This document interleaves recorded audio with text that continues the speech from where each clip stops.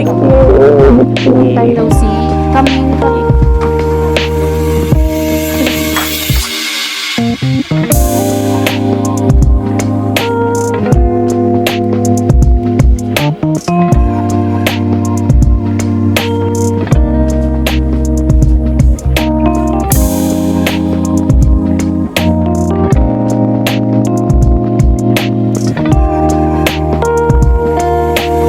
Welcome to Unfiltered Corner, podcast where anything goes and everything flows. We have an open table for both easy and not so easy conversation with friends. For today's episode, we have a special guest. A very good childhood friend of mine from the Philippines pa until here. And hindi namin actually gustong magmukbang. All of a sudden, dapat podcast lang, pero dahil foodie kami pareho at meron kaming silog breakfast today, naisip namin na mag-food mukbang na lang. And I hope you can join us with our conversations. And introduce na natin siya. Welcome to Jam po. Hello po. Good morning. I'm so excited to be here. Introduce yourself daw. So my name is Jam. So I know Joanne from the Philippines pa. So we went to the same school. Mm-hmm. But really, you had separate group of friends then.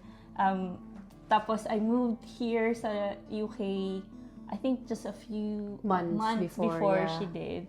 So kahit in the same city kami, minsan hindi rin kami masyadong nagkikita kasi super busy. So I'm really excited to be here. And have breakfast. Finally, it's here kasi pinag-uusapan lang natin siya. Yeah. And then, eto na yung episode. So, parang dati, kwentuhan lang na paano kaya kung mag-podcast or mag-YouTube or maging vlog. Tapos, parang hindi siya, medyo nahihiya pa. Pero ang dami naming ideas. Yes. Ang dami naming gustong topic na actually na i-discuss. Tapos, na-excite kami dun sa tapos, eto na, andito na kami. So, I'm very excited. It's very overwhelming nga kasi eto na, ginagawa na natin to. So, sana supportahan tayo ng mga tao. Yeah. So, again, our opinions and our experiences does not reflect any of you or any particular people. It's just obviously we're coming from our own experiences and our own parang background. So, kami nga, as Jam said, we went to the same school and then we went to the same choir. Doon actually nagsimula. Yeah, exactly. Choir. And then, doon mostly yung experience natin together. Yes. Nung mga bata tayo until about grade school. We were traveling, parang every Sunday mass, competitions, yes. Sleepovers, ganyan.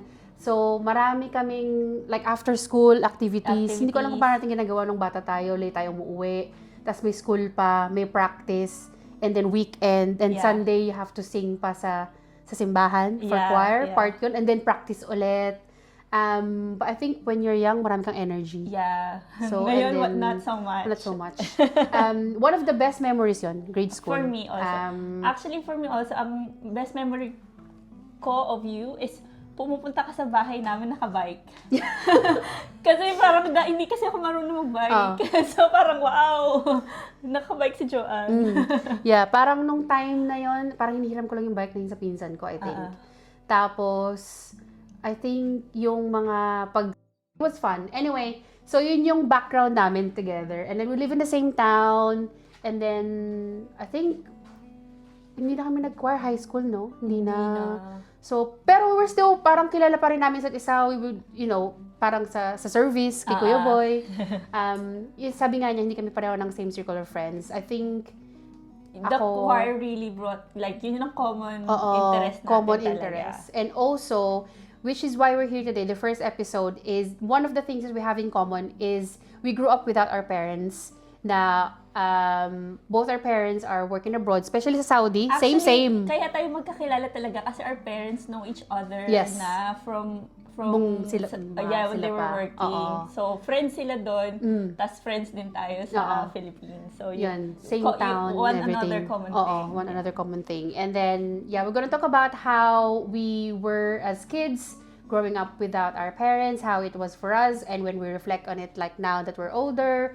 So, balik kami doon sa topic namin talaga is living in the Philippines without our parents during a generation about 90s, ganyan.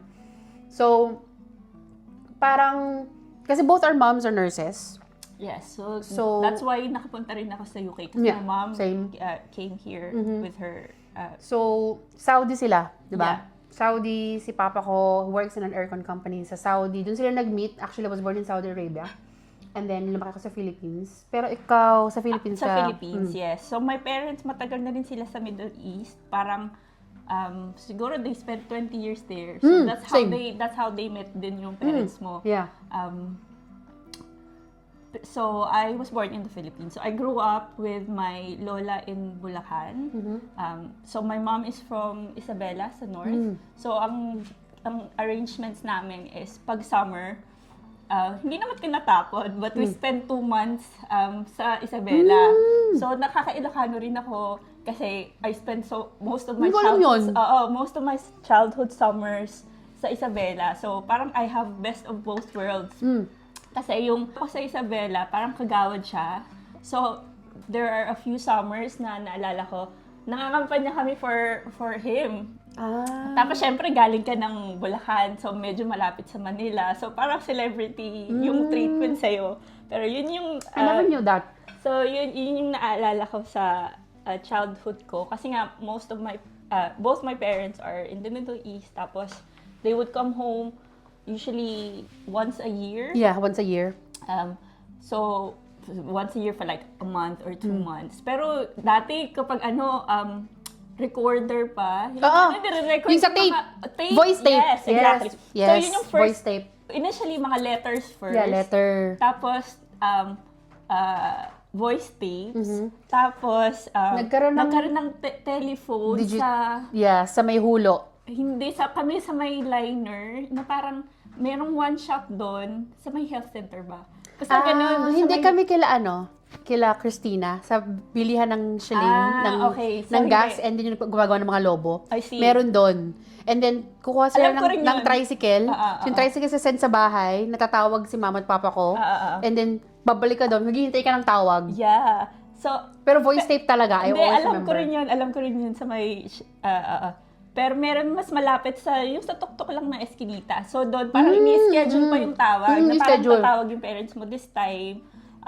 Usually Saturday, 3 p.m. Oo, parang gano'n. Basta, tapos pumunta ka lang doon, tapos you talk to them. Pero yung tape rin, yun yung naalala tape recorder. ko. Yes. Tape recorder. Kung hindi nyo naabutan yun, maghahalata ang ating mga age. Oo. Tapos, minsan sasabayan pa yan ng parents mo na habang nagsasalita sila, may background music. Ang pinaka-music na lagi kong naaalala is yung kanta na, "Oh, giliw ko, miss na miss kita." Yes. Oh my God, pareho talaga. Oo. Tapos, so from the phone, tas nagka-landline na kami ng sarili. Kami din. Tapos, towards... I think grade 5, grade 6 kami nagkaroon ng telepono. Phone. Parang ganun. Oo. Own landline.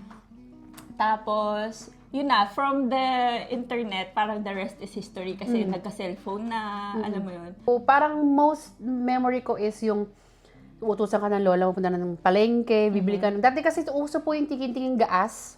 Tiking-tiking mantika, toyo, suka. Bibili ka 2 piso, 3 piso, ganon. So, balde-balde mo siya. Bawal kang mag-tricycle. Kailangan mag-tricycle ka lang pag pauwi ka na kasi balde nga siya. So, magpindihan mo ng gaas, lahat. Binibenta namin. So, ikaw ang taga-kuha. Actually, yung lola ko sa Isabela, may tindahan siya. So, ako naman ang experience ko, nagtitinda ako.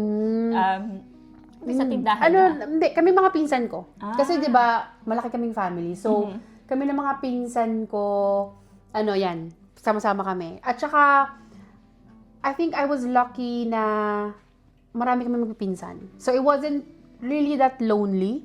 Dahil surrounded ka and then natutumana kami sa bukid.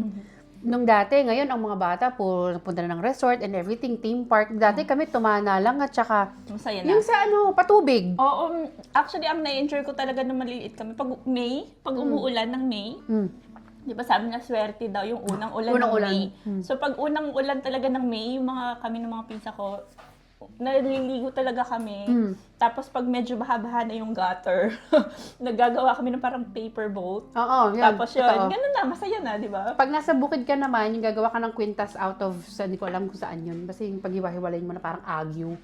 Tapos yung santan, titikman mo yung santan. Santan, yeah. Nagawa ko rin yan. Gumamela. Magtatalon kayo sa patubig. Mag-aaway pa kayo kung sino si Pink Ranger kasi mga pinsan mo gusto lagi si Pink Ranger. Pero Yellow Ranger kasi ako. Favorite mo kasing yellow. Yellow, correct. Diba? Natandaan ko yun. So, nung lumalaki tayo, pag may mga... Kasi sobrang achiever po nito. As in, parang top 3 siya sa school. Nung kami. Ako kasi parang laro-laro lang, ganyan. Nung bang time na yun, bakit ka nag-aaral mabuti? Kasi sa akin, meron ding pressure kasi yung ate ko super smart. So ako, actually, nahirapan din ako growing up kasi ate ko laging, top ng class. So parang may konting pressure na always comparing with her. So, I think that would lead na later yung choices ko, hindi ako nag-nursing kasi, alam mo yun, yung expectations, dapat yung level, she already set the expectation so high. So, parang sa amin kasi, parang... Dahil ang ate po niya ngayon ay... Ate ko po ay surgeon. Yes. So, pero... So, actually, yung parang reward din, na parang if you study hard, you'll get something. Kasi syempre, yung parents ko abroad, right?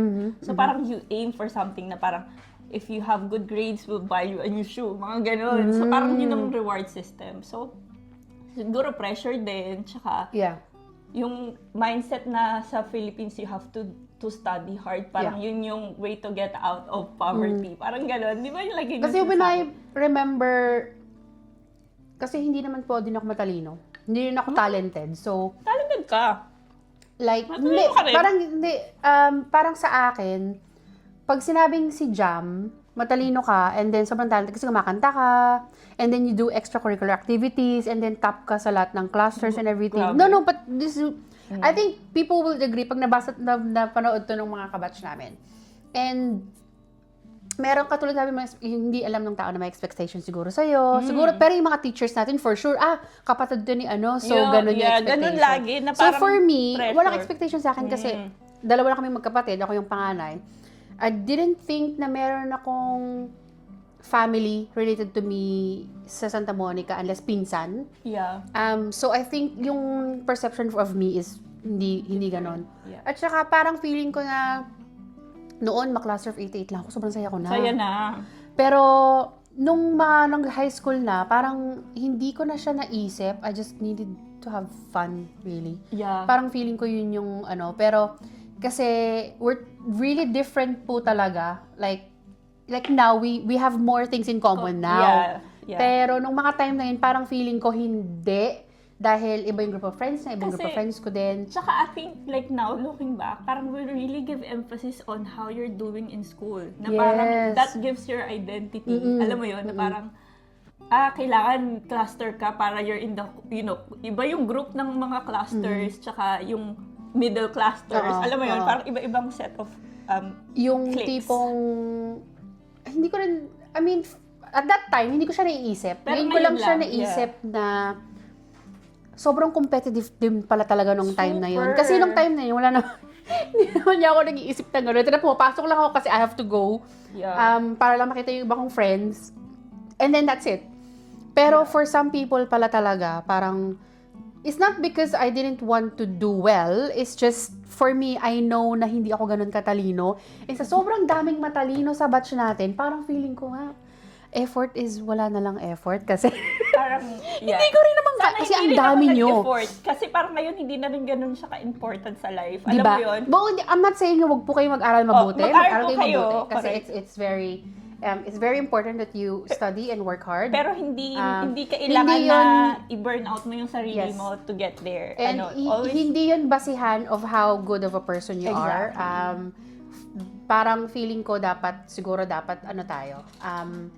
Balance. Correct.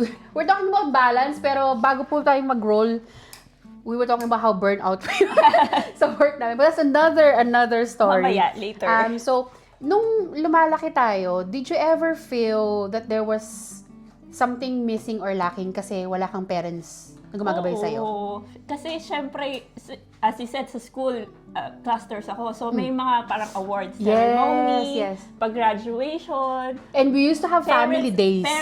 Family days, parents' day, mga ganyan. So, nung beginning, my lola would come. Pero syempre, as she got older, like yung helper namin would come on behalf of my parents. So minsan parang sad. Parang we have friends na sometimes hindi both, ako kasi both parents, ikaw rin both parents.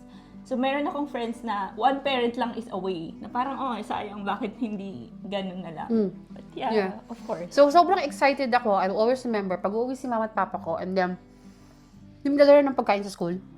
And then pareho silang nandun. Yeah. And then yung mga klase mo, sino yan? Si papa ko, si mama ko, ganun. So, nung si mama ko nag-stay sa Philippines for 3 years, everyday dinadala kami ng food sa school. Wow. And we loved it. But obviously, she had to go kasi mahirap ang buhay sa Philippines. Yeah. So, parang sa mga family day nga, medyo mahirap siya. Nung high school, nagpa-family day na. Hardest, I think, for me, were the family Even days. kahit yung mga tita ko gustong bumunta, parang wag na lang, okay lang. Oo, parang ako, I think doon yung parang naging over-independent or... Yeah, I'm over it. Parang okay lang sa akin, accepted ko na, parang gano'n. Doesn't Kasi really I'm matter. doing well naman sa school, so does it matter? Ako Parang naman, gano'n. parang dami nang magulang doon eh. Okay na ako. Diba? Yeah. So, I think for me, yun yung saddest At saka, experience. and then, when yung tipong parang yung magre-ready sa'yo sa umaga, 'di ba? Pero yung like yung tita ko and lola ko, talagang as in naka-ready na yung uniform and everything, as in susuot mo na lang siya. But that feeling na alam mo yung ihatid ka sa umaga and everything. Yeah. Hindi mo ihatid kasi ang lapit ng bahay natin. Kasi hindi masyadong problem yun kasi nilalakad lang talaga. Pero di ba may mga ganon? Ay, hindi ako marunong mag-bike kasi naglalakad lang kami all the time. Tsaka, actually, meron kaming bike, yung may sidecar. So, akala ko, pag nakaka-ride ka nung bike na ganun may sidecar, marunong ka na mag-bike. Tapos yung na-realize ko, siguro mga 10 na or medyo matanda na, parang nahiya na ako mag-aral. Kasi parang, I always feel like you were very sheltered. Oo. No? Strict. Actually, sa akin nga medyo maluwag-luwag na kasi yung ate ko talaga yung super naka-experience ng strictness. Yeah. Kasi I always feel, like ako, like, lumaki ako like sa bukid sa Tumana din. And then, sa street, like, literal yung mga pinsan ko nga kasi magkakasunod lang kami. Yung mga kapitbahay namin. So, naglalaro kami like sa bakuran, sa talyer. Yeah. Pero tanghali, kailangan mong umuwi, di ba, para matulog ka pag weekend. And then nga, pag weekend, naliligo kami sa ilog. Like, we would do that. But I always feel that hindi ka nakapaglaro sa kalye or nakatakas ka para pumunta ng ilog, yung ganon.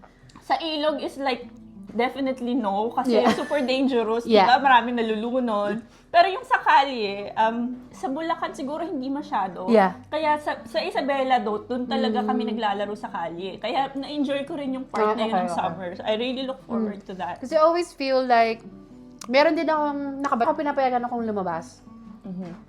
Pero sila hindi. So ako lang yung pupunta sa kanila. Taga Santo Cristo yun. So, lagi lang ako nasa kanila kasi siya sa bahay lang. For me, it's okay kasi ibang bahay siya. New environment. Tapos meron siyang Game Boy, yung ganyan. So, nakapaglaro kami. And then, dahil hindi siya pwedeng labas, so ako lang gumagala. So, yun. Yung street na yan, di ba? Magkakasunod sila. So, hindi ko naman maganda yung pangalan. But, yun yung parang memories namin na ako, parang I'm always okay. Pinapayagan naman ako. Hindi katulad ng trouble. If there's one thing na you think you would change back then sa situation mo, like with yung parents mo wala doon, is there anything na, I wish I should have done that, I wish I could have, I don't know, tried something na, dahil wala sila, siguro like play more, tsaka just enjoy my life as a kid more. Kasi parang, because my parents were away, there was a lot of responsibility na, you have to parang do well. Kasi parang, actually yung connotation, yung huwag kang mapariwara because your parents are not there. Parang iniisip mo pa rin yun. Actually, growing up, ako yung nag-handle ng money namin sa bahay. Same, yeah. So magaling po talaga ako sa pera kasi yung mami ko Ako hindi. Hindi. Kasi feeling ko dahil doon sa experience na to, kasi my mom would give parang yung budget ng money ipapadala. Dati, nire-remit pa yon. Yung parang dinideliver sa yung bahay, door to door, yung mga nakamotor. Exactly. Yes. So, syempre, ako yung magmamanage nun. Kita talaga yung age natin dito. Na hindi pa po uso ang, riding in tandem, ganyan. Kasi talaga yung libo-libo na nakasobre, cash. Yes. Na nakamotor lang sila kasi gustong-gusto nagdi-deliver sa amin. Dahil may tindahan niya kami. Laging may pamerienda yung lola ko. May Coke, may mga biscuit, ganyan. So, hindi ko matandaan pa. Parang i-expect mo pa na parang this is rough days na dadating yung pera. So, parang agitated ka pa na, So, actually, growing up, ako yung in charge sa budget ng house.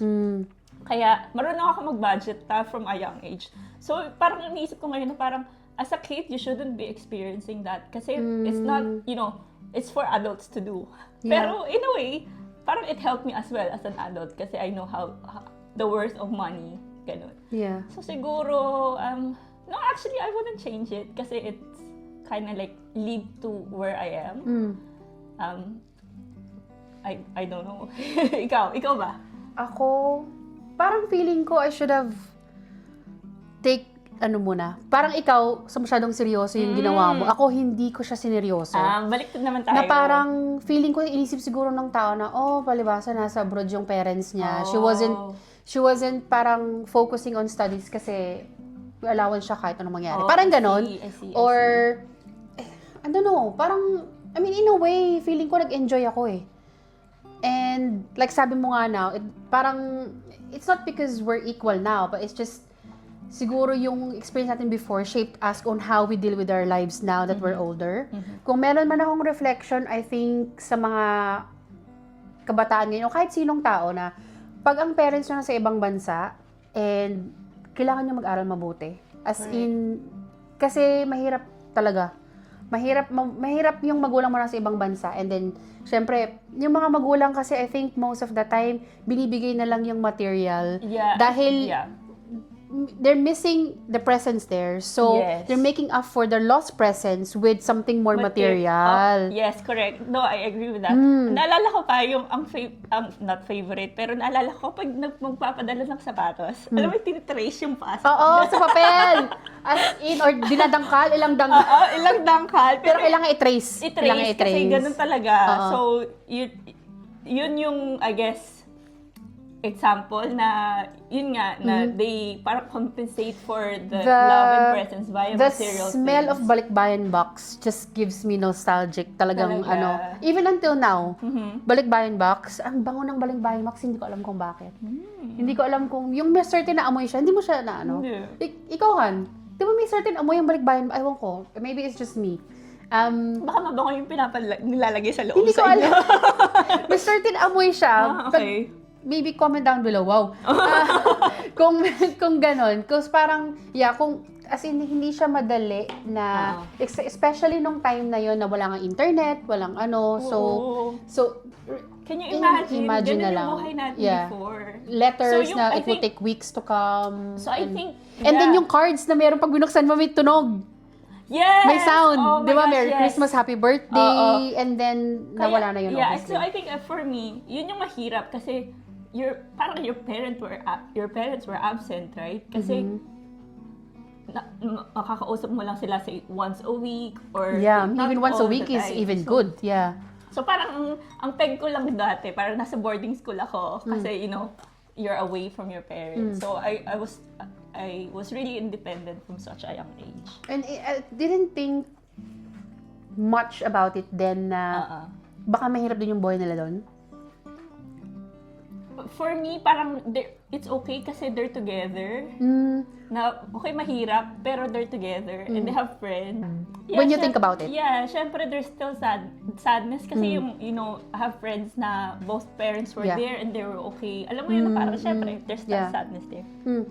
I feel sad kasi parang na-feel ko nung time na yun, parang papansin ako. Alam mo, hindi ko lang na-realize, nung mga panahon na yon, especially during high school time, parang feeling ko, if you ask... Of your parents or everyone? Everyone, I think. Okay. Kasi maybe the attention that I wanted, I wasn't getting from home. Not because, my lola or my aunties or uncles were ignoring me, but it's just, that attention is not the same, di ba? So, parang feeling ko pag nasa school ako, parang ang likot ko, ang ingay ko. Kasi parang you're longing for that belongingness.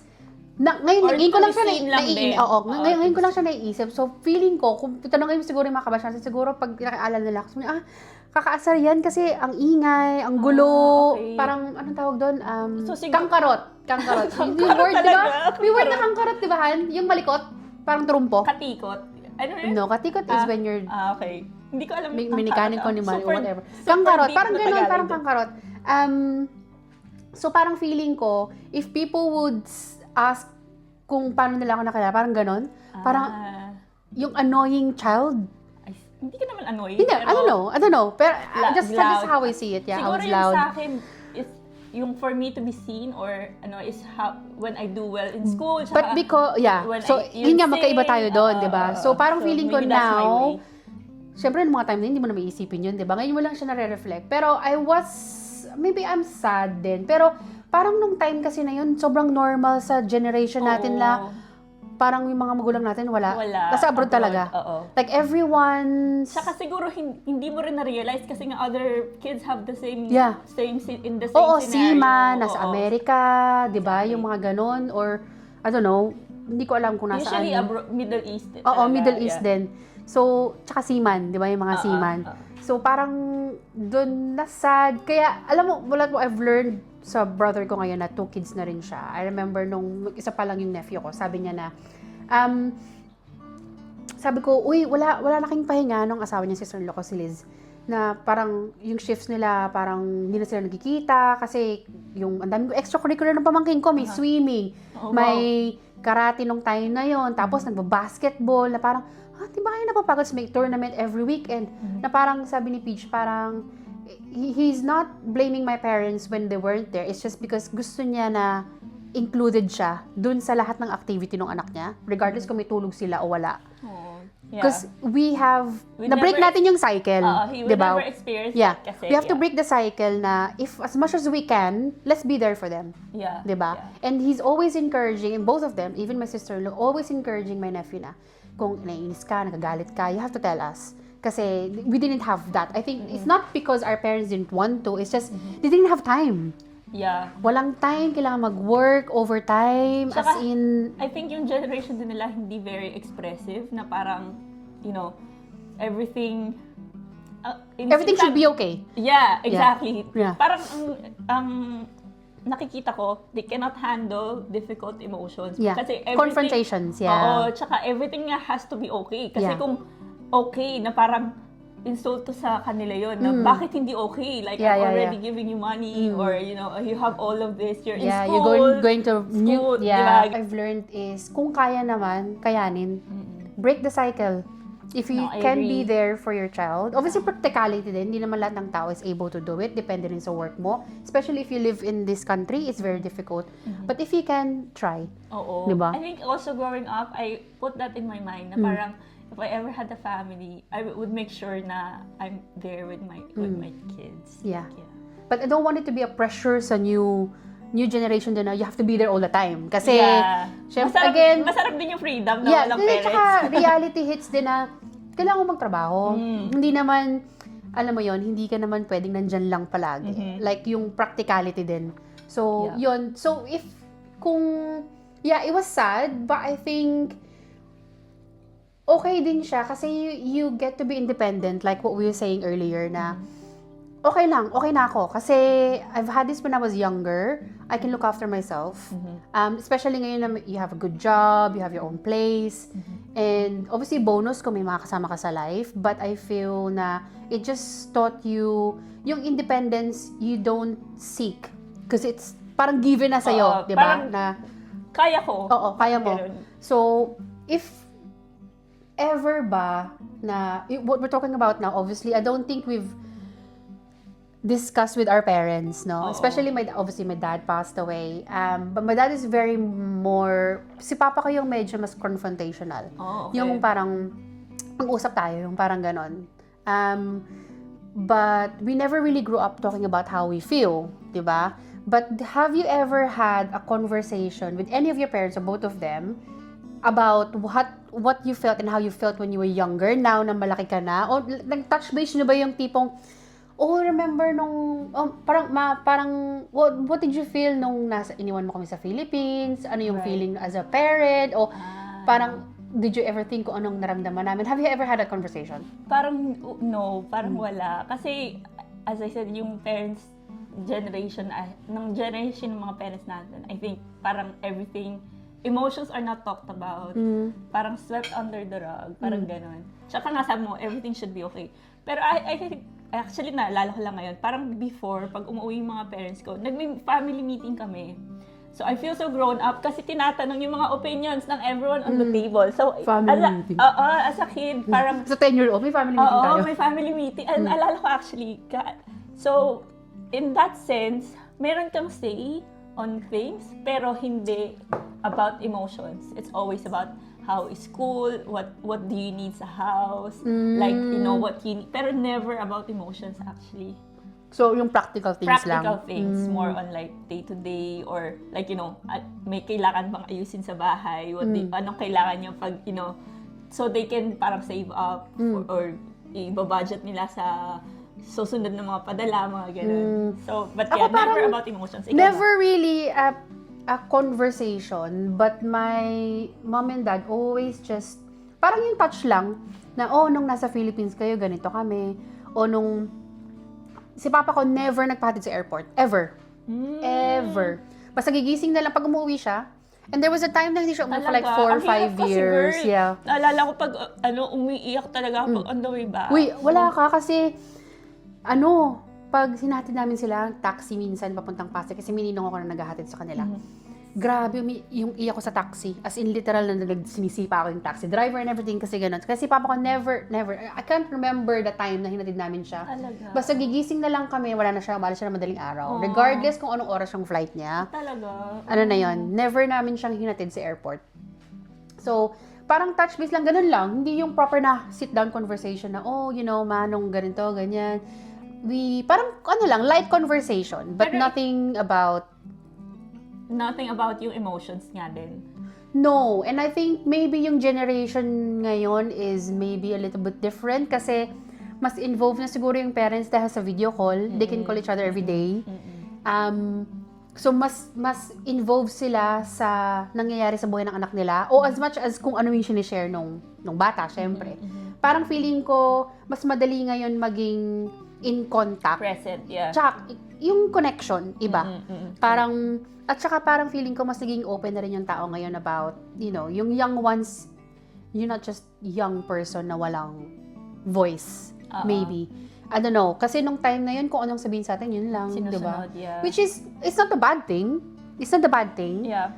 Because I feel na sometimes you need that para, for me, I never felt na parang dictatorship siya. Okay. So, parang ngayon, isip ko siya, parang it's a guide na, actually, totoo nga pala yung sinabi nila noon na ganito pala talaga, na akala mo sobrang grown up mo na, and then all of a sudden, parang at that time na, hindi pala talaga ako grown up. Yeah, pero syempre, kasi nga tayo laki sa lola, so syempre, yun, parang wisdom talaga, kailangan sundin mo talaga, kasi they know best, parang gano'n. Yeah, so, sa lahat ng tao, dapat talaga, kayo, anong tawag doon?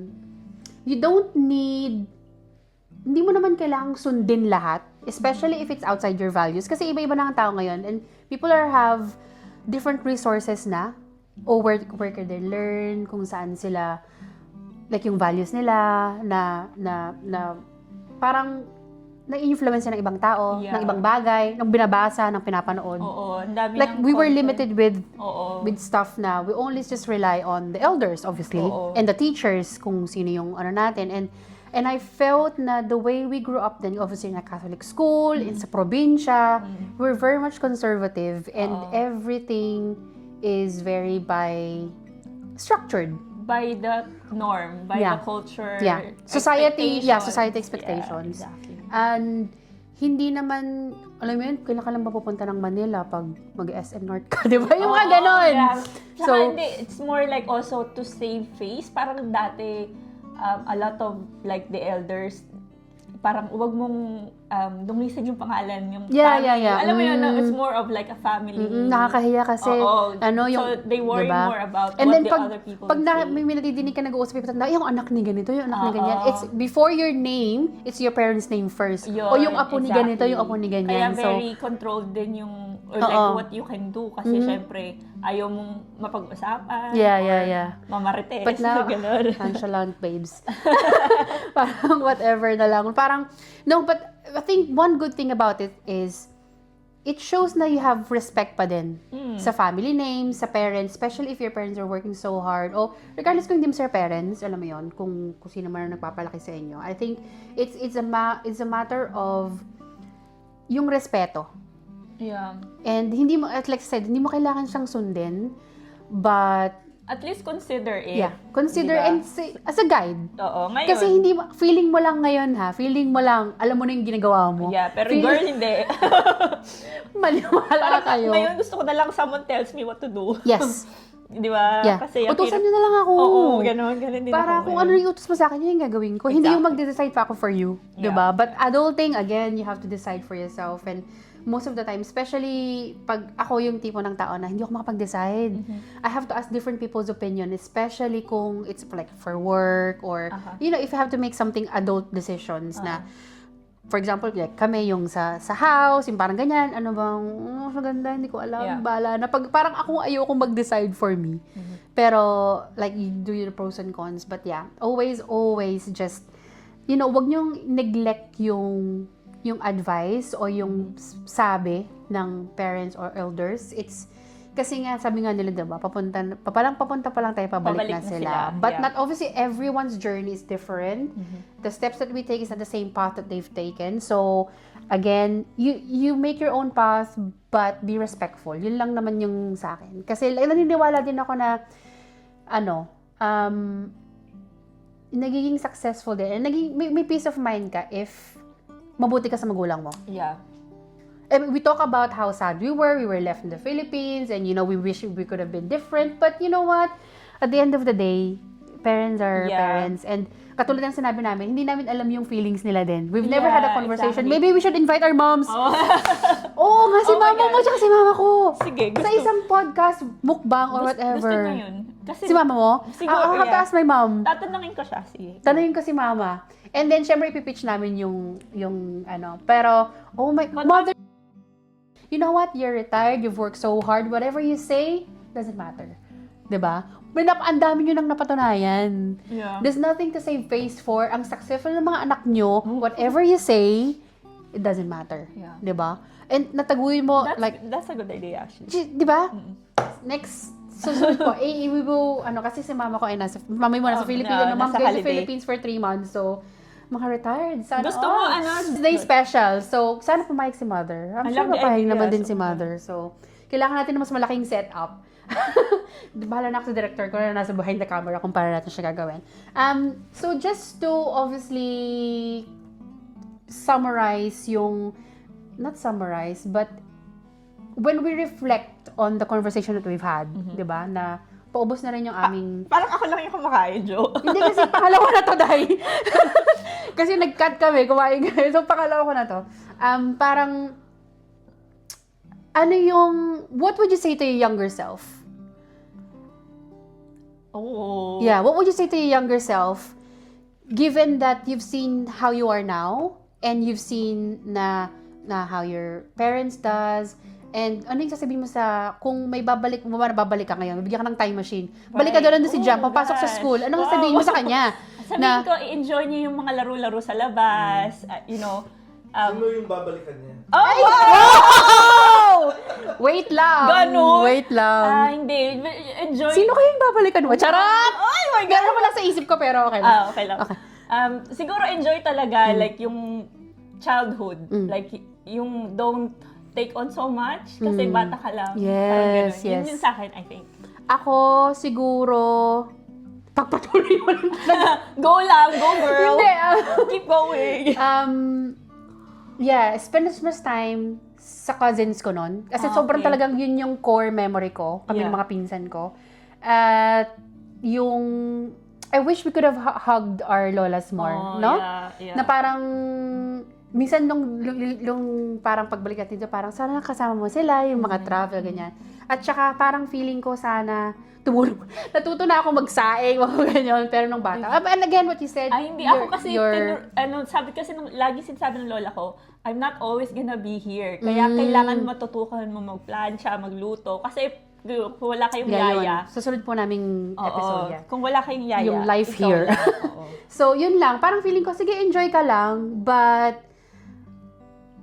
initially, sasabihin ko sana na be mindful of your actions. Kasi, again, I thought I was an annoying kid. Pero you know what? I was young. Oo. You know, I wasn't intended. It wasn't my intention to annoy you. It wasn't my intention to, I don't know, ganon. Pero, I was more having carefree, fun. Yeah, carefree. I was more like but I think I was too carefree. But anyway, that's life. Pero, iyon. At saka, is there anything that you'd like to say sa mga, obviously sa mga kabataan, or so, sa ano muna ngayon, sa mga bata na ang parents ay wala at nagtatrabaho abroad. And then we'll have message for the parents then. Wow. And for our parents, Okay. I think. I think sa mga kids, express how they feel. Kasi it's not healthy keeping it in. Para sa It atin, bites back when you're young, when you're yes. older. Trust me. So, be expressive. Yeah. And that doesn't mean na we had a bad childhood. Oo, No, it hindi doesn't. naman. No. Actually, enjoy nga yung childhood. Pero I think the same for parents. Like, you have to express Trauma, yeah. mga traumas. Yeah. So, I think for the parents as well, you have to think na it's not just financial things that's needed by your child. Kailangan din may emotional support. Ay, grabe, teary-eyed. Tissue! And then, so yeah, I think it's like the whole aspect of bringing up a child. So it's not just one thing, it's a lot of things to consider. Is that holistic type of correct. thing? For me, sa kids, again, you have to be respectful. And I think, if you can't be open, at least find somewhere or someone that you think you can confide in, as someone you can trust. Yes. And always... Saka healthy hobbies, I think. Yes. Like, you know, Tayo mag-cellphone. Tayo choir before. I think Yes. choir really helped me. The social skills. Yes. Social skills. Hindi, saka like, parang it's a comfort, you belong in a group. Yeah. So, yeah, healthy habits. At saka, sobrang common na yung sinasabi na cellphone kayo ng cellphone, iPad ka ng iPad, phone, computer kayo ng computer. It's true. I've seen in some kids now na talagang nasa phone, social interactions, I bet, obviously, it's harder now. Hindi katulad natin na pwede tayong gumala, like, especially here in other countries, hindi ka naman pwedeng, alam mo yun. But as much as you can, you know, spread your wings, meet people, especially, please be safe, especially sa mga teenagers and sa mga college students. But, you know, marami kayong matututunan sa ibang tao. Yes. But also, you have, lagi kayong may pupuntahan, like kung sinasabi to, even now when I'm older, lagi may pupuntahan, you always let your parents know where you are. Don't lie. Kasi if anything happens to you, they never know. Oh, yeah. I agree. Mahirap ng buhay ngayon. Regardless, always just have that courtesy to say where you are, who you're with. For parents, again, tulad ng sabi niya, hindi lang siya financial. I know we have to be practical. Especially, mahirap ang buhay. Yes. Mahirap magpaaral. Especially pag nasa Philippines ka. Here, it's free yung first, primary and secondary school. But, and also you have to look after yourself sa parents. Yes. You work so hard and you forget about your physical and mental health. And every time na, syempre, umuwi ka ng pagod. So, you snap easily. Yes, So, that's, I know minsan yung mga tao, yung mga bata, syempre, mas lalong natatakot pag, Open alam mo yun, up. if you can sit down in a meal and talk about your day, then you should. Not just the kids' day, but also your day. So, para alam nila yung, parang open conversation. But again, dapat din kasi hindi siya pinipilit. Diba? So, parang meron din siyang balance din. So, sa mga parents na obviously nasa abroad din, yung especially yung sobrang mano-mano yung work, you know, saludo po kami sa inyo kasi hindi po madali. Even though, syempre, yung parents natin are professionals, hindi naman ibig sabihin na porket professionals is mas madali yung trabaho. Hindi rin. Being just away from your family is hard enough, especially kung maliliit pa yung mga bata. I think, mahirap din para sa magulang na yung trabaho ko lang ng trabaho. So, kailangan nyo rin po mag-enjoy. Yun lang. And for the kids, please respect your parents. Yes. And that's it. Anything else? I think yun. You said it message really for your well. mom and dad. Oh. Ganun. Manonood, tita, manood kayo kasi kasama na kayo sa sunod na vlog. Hello po. Ay, mama. Sabi ni Joanne, guest daw kayo sa vlog niya. So, no, just want to say thank you for being good providers for us. Yun. Thank you. Yeah, ako, si Papa ko, sumalangit nawa. You know, I feel like I've missed a lot of times with them. Obviously, katulad natin, di ba? Yeah. And, ang ano ko lang is, especially sa parents, spend so much time sa family, huwag kayong maghintay ng, sa susunod na lang. Kasi, sometimes wala nang susunod. And huwag niyong hintayin hanggang sa mag-retire kayo. Mag-enjoy kayo. Yes. Like, even now, my mom's going home. So, again, I wanna thank them then sa good life. Kasi hindi naman tayo hirap na bata. Yeah. Hindi naman tayo sobrang deprived. Oo. But life is not perfect. So, we've had the good things. We've had some bad things. But I wouldn't say that we've had a bad childhood. No. And yung childhood trauma is not even a trauma. It's just, syempre we were longing for something. Yes. Yeah. Unprocessed feelings na ngayon lang natin nare-realize. Dapat pala na-process natin before. But again, you know, thanks to our parents then, na panawa kami ng Saudi and then UK and then now we're here. Started from the bottom. But that's the next episode. We'll be talking about our life in the UK and how the transition actually shaped us to where we are now and how we dealt with our family. So that's it. Thank you, Jam. Thank you. You're welcome. Oh, thank you for the food. Ang sarap. Thank you.